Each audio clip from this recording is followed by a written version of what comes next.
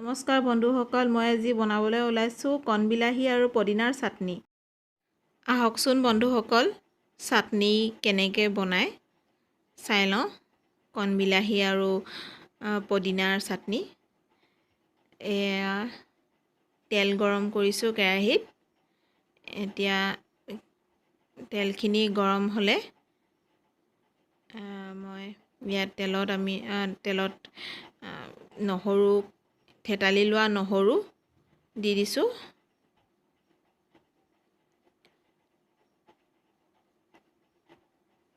নহৰুখিনি অকণমান ভজা হ'লে ইয়াত জলকীয়া দি দিম।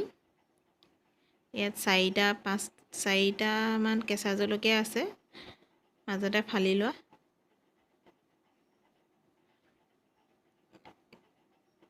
নহৰু আৰু কেঁচা জলকীয়াখিনি অকণমান ভজা হ'লে ইয়াত কণবিলাহীখিনি এনেকৈ দি দিম।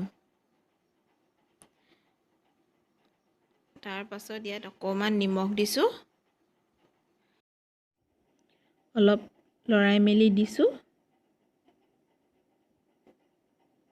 ঢাকনখন মাৰি দিলোঁ যাতে সোনকালে সিজক।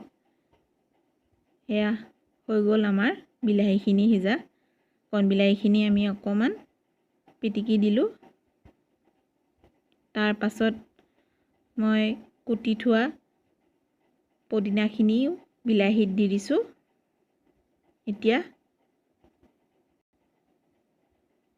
ভালকৈ ভাজি ল'ম।